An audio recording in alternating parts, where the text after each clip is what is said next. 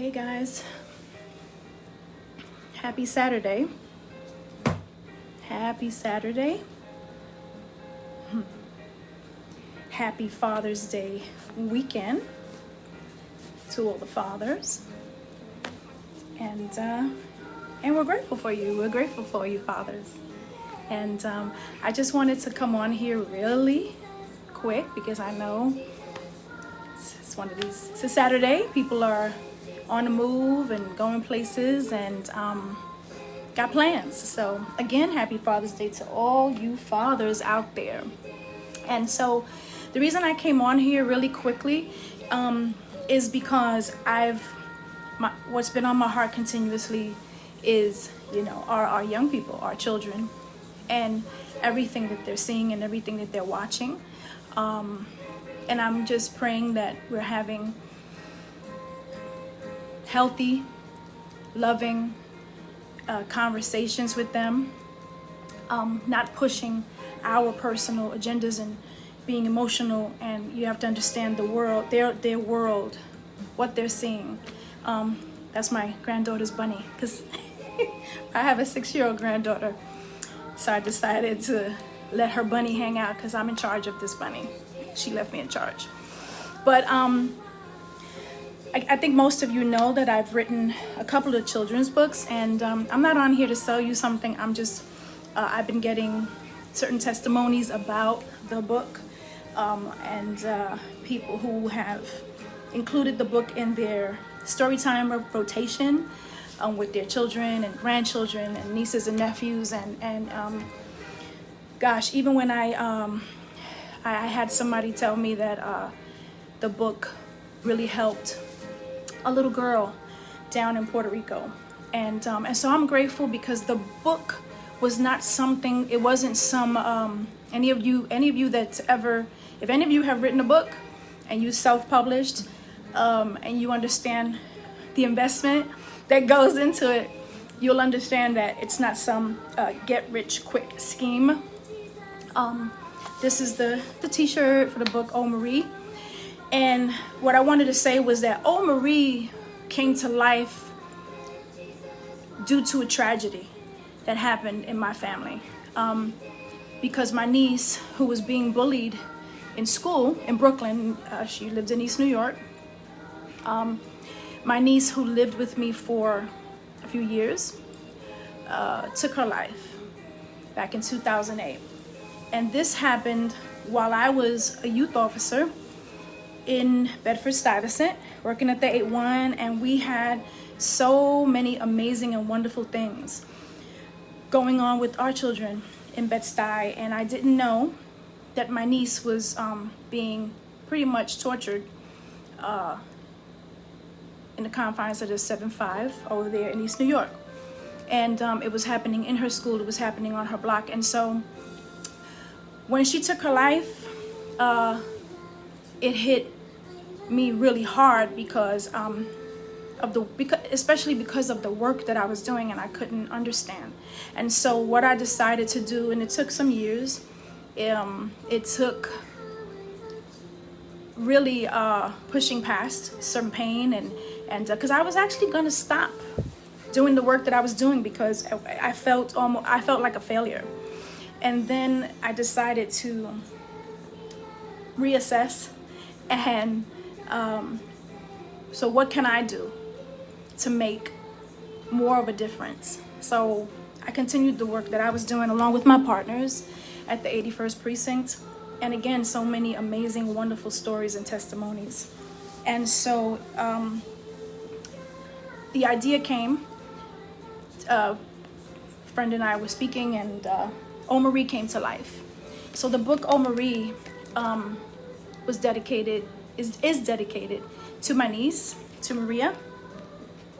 She was 12 years old. And so the reason that I'm sharing this today is because I am going to, I didn't realize that people didn't know that I had written the manual or I had created the activity book. And this was done, last year, the end of last year. And I didn't really promote it. Again, it's not because this is a movement for me. This is truly a heart, it's a passion for me. Suicide is real. Depression amongst children is real.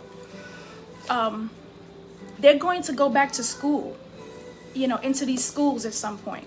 And just like we need to be equipped to return after COVID and all that's going on now and everything that people are standing for, in the name of justice, children are going to go back to school, and they need to be ready and they need to be equipped. And it starts really with some real healthy conversations. It really starts with, what are we telling our children? And it's not just about me. What approach are you taking is my question. What are we all doing with our loved ones, with the children that we know? Because I grew up in a time and I grew up in the hoods of East New York and Brownsville. And I grew up where it wasn't just my mother, and my father. It wasn't just my like they say, my biological family that was watching over me. People didn't mind stepping in your lane to get you straight. So what are we doing as a community? I don't know. Maybe there's a book that you should write. Maybe there are ways and initiatives, maybe within these communities, there are things that we can do. But the reason that I decided to take it in this direction with the book was because, when this happened to Maria back in 2008, I'm the one who got the call. I'm the one who got the call because as a New York City police officer, people saw me as somebody who was able to, who had the grit to deal with what had just occurred. So I'm the one that went into Brookdale Hospital, and of course everybody was falling apart. And I'm the one who went in there and had to identify her, who had to officially identify her body. Okay, that's my niece. That was my niece. My niece who lived with me, my niece who was like a little sister to my children. So I say that let's use whatever anger we feel, whatever hurt, whatever pain that we are feeling in this moment. I pray that we're turning it into true initiatives. Like I said, for me, Omari is a movement. Omari is not, I don't make a bunch of money when I sell a book. I've actually given away more than, at times I've gone places and I just give it away. Because if the Lord puts it on my heart to give the book to somebody, I give it to them. I don't push products. That's not my thing. Of course, anything that you invest into, you want to see something come back so that you can reinvest it. When I went out to Arizona, I went there knowing that I was gifting stuff, and it was amazing spending that weekend with them out there in Nogales, Arizona. And that Saturday I spent it with their young people, and I saw things through such a different lens because, believe it or not, you're talking a border town in Arizona, and it was different culturally. So we have to begin to understand each other, and we have to begin to remember that trauma post all of this, and I keep on talking about it, and it's a lane that I'm passionate about, and I'm not going to be pushed off of my post. That's my post. My thing is, what are we going to do? How are we talking to these children now? How are we preparing them now? Because I don't want to see any more of this. I don't want kids to go back to school and feel, number one, that it's okay to be a bully. Number two, that it's okay to be bullied. That it's not okay to talk. Because I see some people, and I'm not pointing fingers and I will not mention names, but I see some people that is truly about their own agendas, and they're pushing their point, and they're mad and they're passionate. And it's like, can you use your platform a slightly different way? Can you use your platform and be responsible? And let's remember those that can't speak for themselves. So that's my heart. That's why I came on here today. And again, the book, the book was created as an anti-bullying initiative. For those of you who don't know, it's called Omari. And it takes you on a journey of, there's a little girl who was being bullied, and her story, the way the story went was the way I wish Maria's had. Let's put it that way. The way I wish that it would have ended for Maria. or the way that it would have, the journey that she would have gone on. Let's put it that way. But it ended differently for her. And so my thing is, I don't want to see any more of this. Adults deal with PTSD. Adults deal with trauma in situations. There are things from my childhood that there are moments where I'm like, why do I even remember that? Let's not kid ourselves. Let's talk to these children. And I'm talking about having real, I'm not talking about pushing your I'm gonna keep it real. Don't create little racist children, okay? Don't push your ideas about what it is, you know, being prejudiced and telling them don't play with those kids, telling them don't say hi to the police. I'm talking about all of that. Don't do that to them. They weren't born that way. They were taught. We're in a place right now, just in this world, in life right now, this is very different.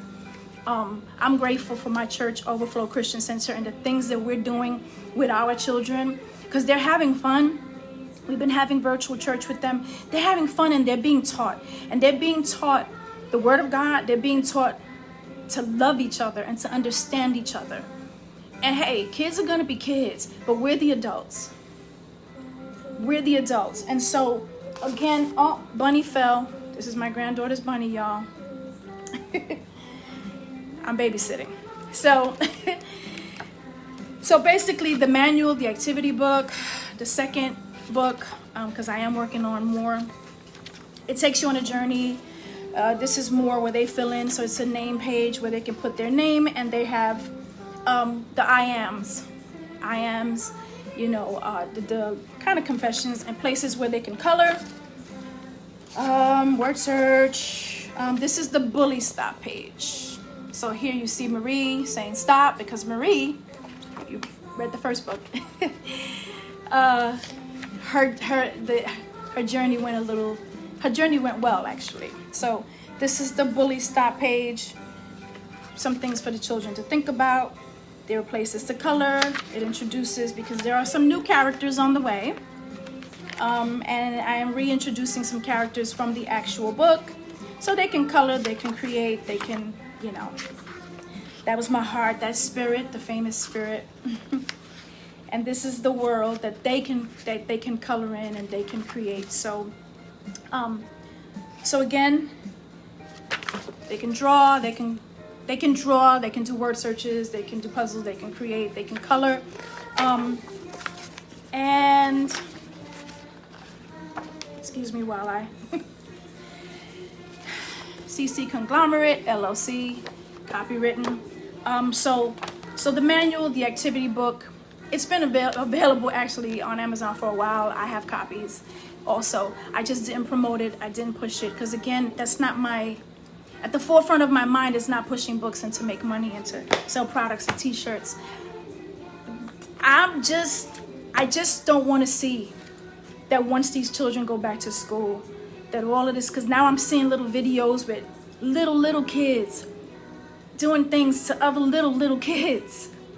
And people think it's cute, and I see some of the commentary, people think it's funny. People think it's funny when their kids are out there, you know, fighting. And they're pushing the agenda. Parents are not being, you know, be a parent, man. Be a parent.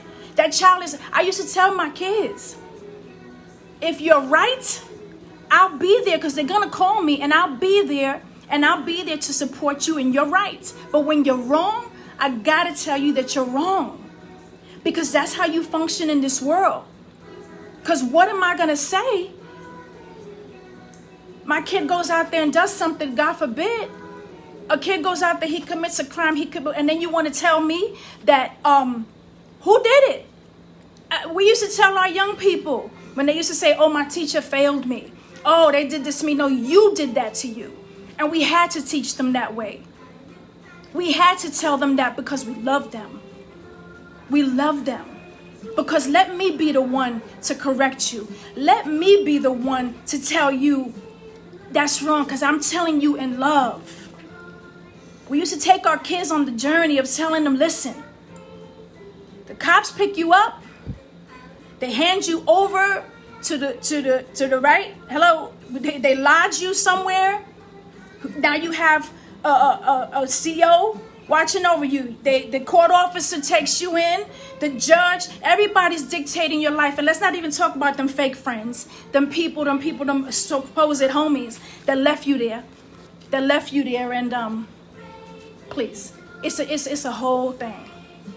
So be the ones to be okay with correcting our young people, with loving on them, with telling them the truth. Because like I said, Maria was a little girl who wanted friends.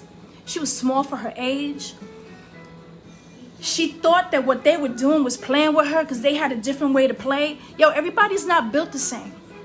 These kids are not, this is a different time. Everybody's not built the same. Everybody's not built to, oh yeah, go out there and just send your kid out come on, man.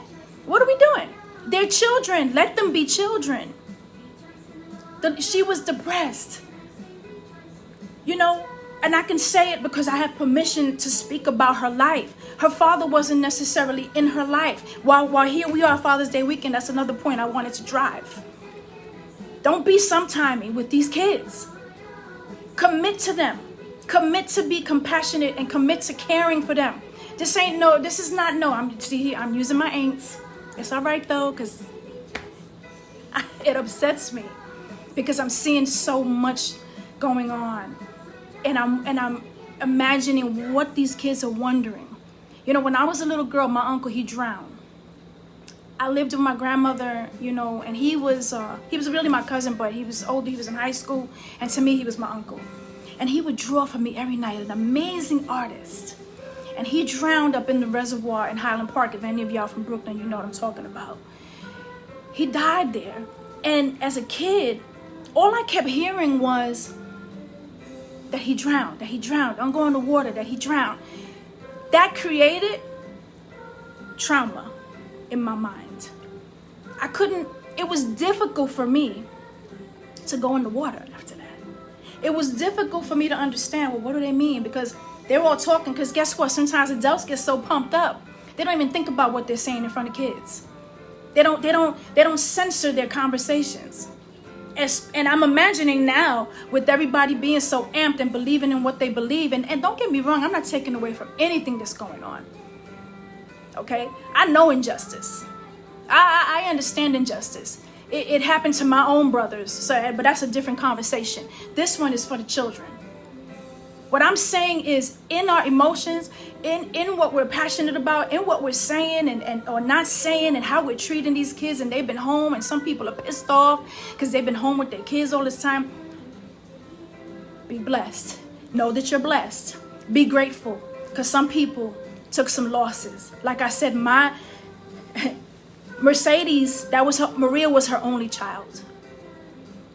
Okay, so I'm sure she wouldn't mind having her home doing her work, virtual school. So count your blessings, but treat your blessings like blessings. You know, let's not mishandle our children. Think about what we're saying. Again, I say that Maria told a school what she was feeling. It was mentioned that she wanted to take her life. She told her mother, who went to the school and nobody heard her. She went to the precinct.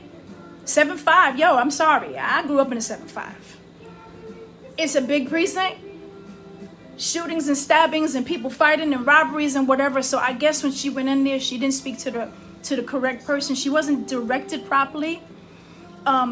She's not somebody that's gonna go get the thing. She ain't gonna blow. She's just not that type of person. You know, she's a very meek person. You know, has a very mild personality. And let's keep it real. Sometimes you gotta really.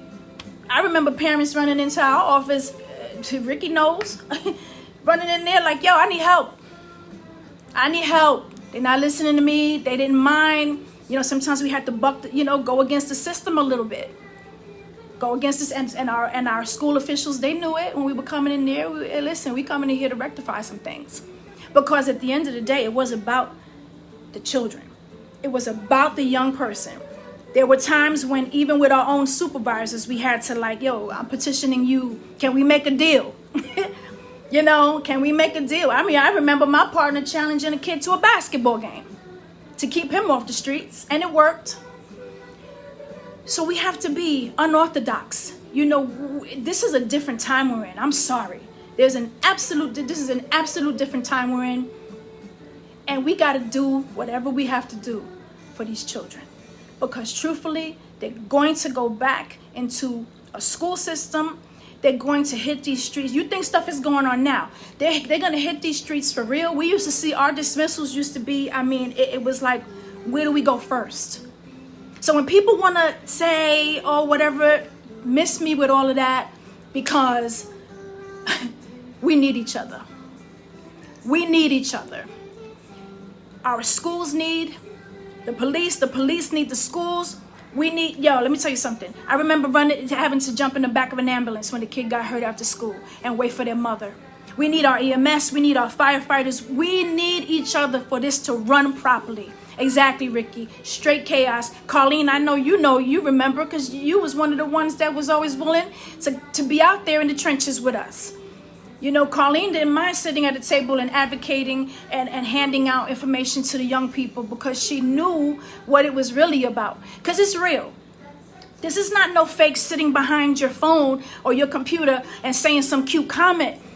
This is real stuff. So that's why when I sit back sometimes and I watch, I ain't gonna lie, it pisses me off. Because I love people, and what I do know for a fact is that our young people need us. Our little babies need us. They need us to be right in our minds and in our hearts. Because it's a heart thing. Ricky knows, Ricky, I'm going to throw you out there for a minute. But I remember Ricky telling the kids, yo, I don't even like kids. But guess what, though? She still operated in love. I don't care what Ricky tell me. Ricky loved them kids. And she did it. But we needed that personality. Because some of them needed that hardcore, yo, I stepped in the room, I'm not afraid of you. You know, let's not be, because here's one of the problems we have. So many people, so many adults are walking around scared of their kids. We're scared to step onto a basketball court. We're scared, so we got to get it together.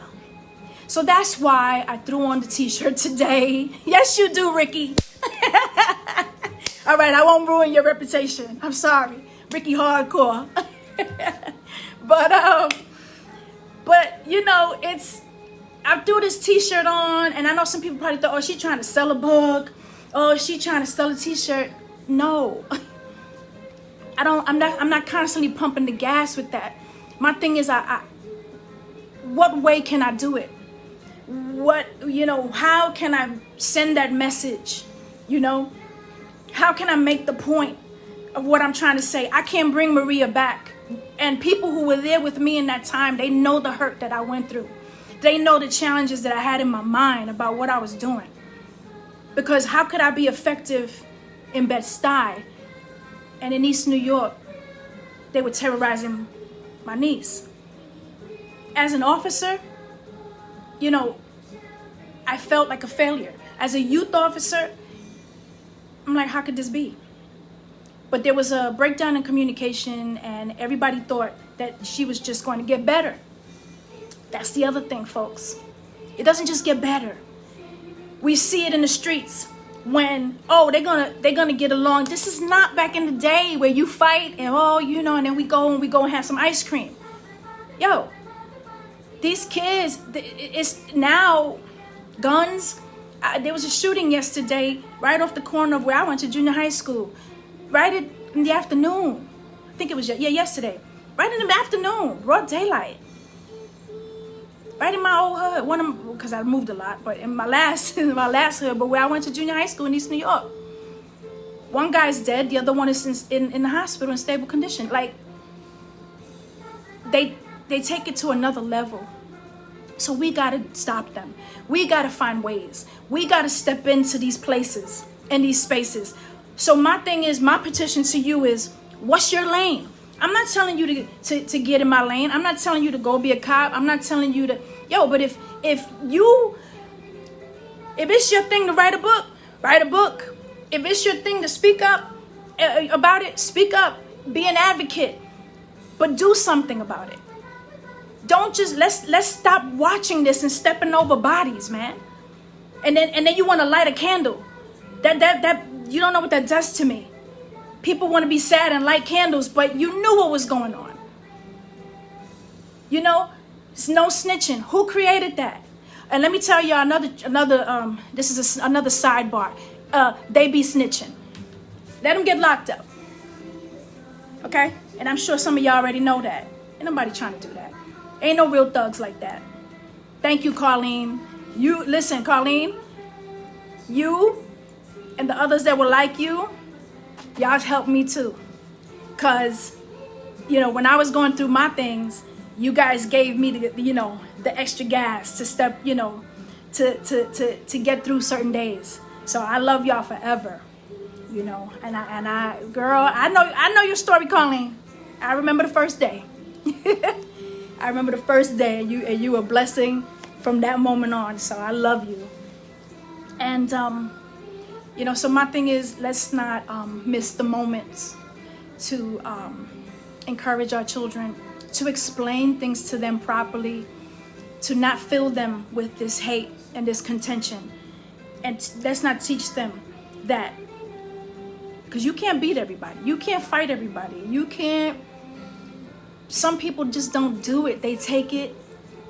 People are getting stabbed up out there. They're getting shot.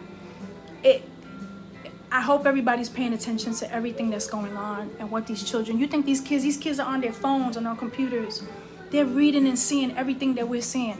There are times when I got to step away from it because of what it does to me. So imagine a child. So I just wanted to come on here. Me and Nala's bunny, because Nala... Listen, I got a 6-year-old granddaughter. I have a 6-year-old granddaughter, and so it is about her too. It is about the future and the world that we're setting up for these kids. I want to see her win. I want to see all of you guys win, your children, your grandchildren, your nieces, your nephews. It's never just about us. And we got to stop making it be just about us. So my thing is, get in your lane. Maybe your thing is not the youth. Whatever your thing is, do that. Because you were definitely put on this earth to make some type of change, to be something, to make a difference somewhere.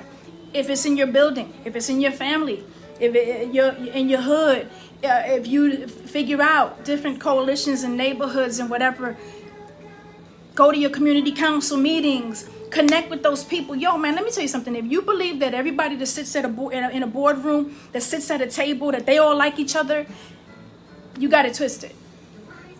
People in business and people in the world, even in NYPD, you think them bosses, they don't all like each other, but they have a common purpose. So I don't gotta like you to work with you. I don't gotta like you to work with you, but we're gonna get the job done. So we have a job to do. So you may not like the police, and that's fine. Everybody didn't like me when I was out there, but I was okay with that. But it was still about saving a life. Look, I'm gonna say this. The first time when I was a patrol cop in the early 90s, 4-12, 8-1, Best-Eye.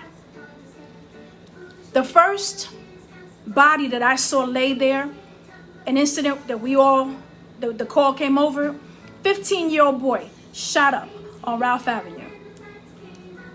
They shot him with two different guns, so there were two different shooters. He was trying to run, and this boy, it was a horror show. Next time, 16-year-old girl stabbed through the heart on Gates Avenue. Responded to that, and I had to jump in the back of the ambulance. She had a little baby. They cracked her chest open at Woodhull, and she died. And her mother grabbed onto me. And the screams that never left me. Those were some of the things that I saw in my early years on patrol. It changes how your perspective on some things. And the mission is yo, man, I don't want to see that again. I want somebody to know, because she was stabbed through the heart. Because here's the thing with her, she got stabbed in the heart because, may she rest in peace, she, along with some people, were bullying a girl from across the street who had enough and went and took the knife from her mother's kitchen and stabbed her right in her heart. And she was laying there in the street when we got there. And how many lives were ruined with that? Because I said she had a baby. She has a baby. So grandma now had to raise the baby. The young girl who got locked up, who never had a record before. People were traumatized behind that. And like I said, I never, ever forgot that mother's screams. And it was me that she was holding on to and screaming to bring her baby back. So when I see all of these things with these shootings and these things that are going on and these kids running around and this sheer chaos, my heart goes there. My heart goes to those places and those things that I saw. And thank God for community policing and for the youth office, because that changed. I was able to see through a different lens and see that it was possible to help people in a different way and to be a true missionary for, you know what, a different way of doing policing. And there were and so many times, man, that our kids didn't get arrest numbers attached because of the deals we made, because we were able to step in before something happened. It's too much for me to even say. Get in your lane and let's begin to do something about what's going on. Again, and I'm only going to say it if you know, the books are available on Amazon. But it is about the movement. It is about anti-bullying. It is about stopping suicide among our babies and our young people. This violence that they feel it's okay to victimize each other. Nah. So I say that together it can be done. Everybody has a lane, I promise you. There's a purpose in you somewhere, some way. And again, we don't all have to like each other to get the job done. But I love you all. And I thank you guys for hanging out with me really quick on this Saturday. Again, the activity book, the regular book, those are just tools for me in this movement moving forward. So let your voices be heard in whatever way you can, whatever lane, whatever it is that you're passionate about, commit to it. And if there's ever a way that I could, assist you, I have no problem with it, because at the end of the day, I don't want to see more lives lost. And these, I want to see these young kids, being happy and feeling safe, because it sucks when you don't feel safe. I was one of those kids. I carried a box cutter all the time as a young girl. I grew up in East New York, Brownsville, in the hood, and I had to, I worked as a young girl, and it's a whole thing. So I understand systemic bullcrap. I know what that is. When they tell you the place that you used to hang out at, they took the funding away. They took our funding away from our kids in our hood in A1. So I get it. But there's still ways that we can do things, that we can get this job done. So thank you for hanging out with me this Saturday. Stay blessed. For all you fathers, be fathers, man. Be daddies. Commit to doing that. It's a big job. It's a necessary job. And I wish you a happy Father's Day weekend. They need you. Our children need you, fathers, to be fathers, to be men first. You can't be a father to nobody if you ain't got your thing together. Be a man, a true man. Because being a man is not about what's between your legs or about how old you are. It's not. Let me help you with that. But anyway, that's another topic for another day. But enjoy your weekend, folks. Please stay safe. Stay blessed. And I hope you guys hear from your inner, as to how it is that you can make some type of change. and I love you all. Thank you again.